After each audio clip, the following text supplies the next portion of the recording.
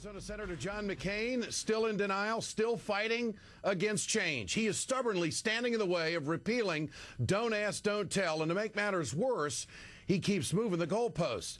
Here are McCain's previous requirements for getting rid of the policy.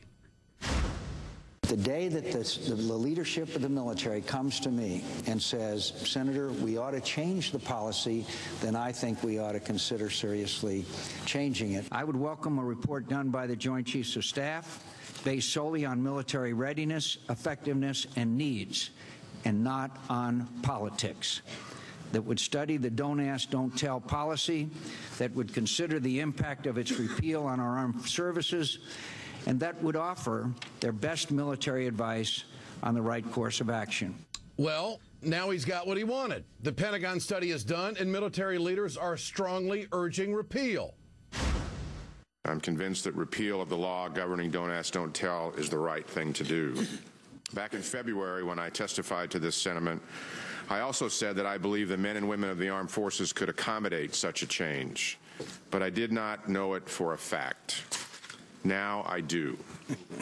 And so what was my personal opinion is now my professional opinion. I would not recommend repeal of this law if I did not believe in my soul that it was the right thing to do for our military, for our nation, and for our collective honor.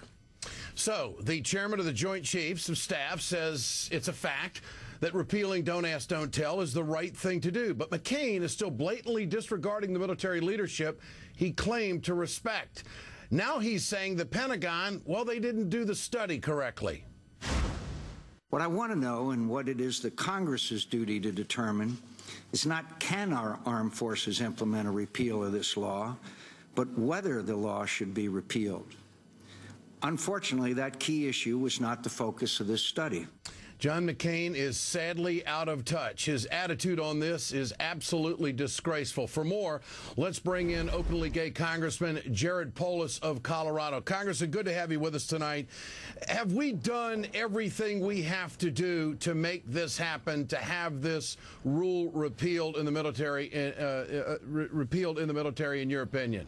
Well, you know, Ed, this was an obvious call in the first place. You don't have to be straight to be able to fight for our country. It doesn't make any sense. No other Western country has this. I mean, you can do study after study. They're all going to show the same thing, that of course gays and lesbians are capable of serving in the military. And of course the military is a professional institution that is up to the challenge of allowing them to serve, like every other institution in society, like United States Congress, where there's 4 gay people, where they're like our police forces. I mean, this is just a bizarre discussion we're having. You can keep coming out with data. It's all going to point in the same direction. It's time to allow gays and lesbians to serve in the military. Is this the civil rights issue of our time?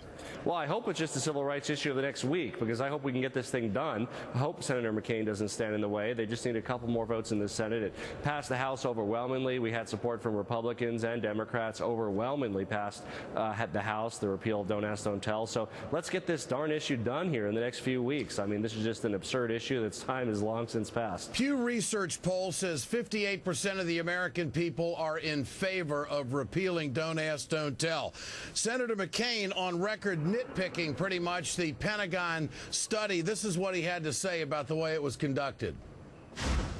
In addition to my concerns about what questions were not asked by this survey and considered in this report, I'm troubled by the fact that this report only represents the input of 28% of the force who received the questionnaire, including completely leaving out numerous members of the military in combat areas. That's only 6% of the force at large. Congressman, does he have a point there?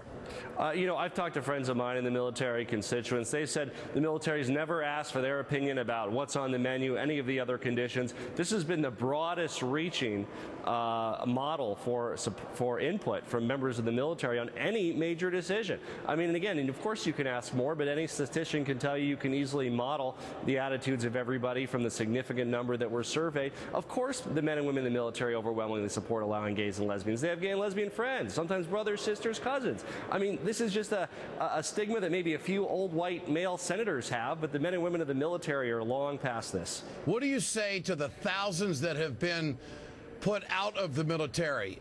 How would you implement them back in as soon as possible? And, of course, when you look at our resources, we could certainly use the help.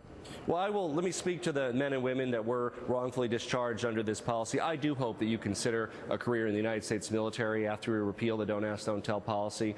You will have every kind of opportunity, no more or no less, than every other American to serve your country with honor and with openness.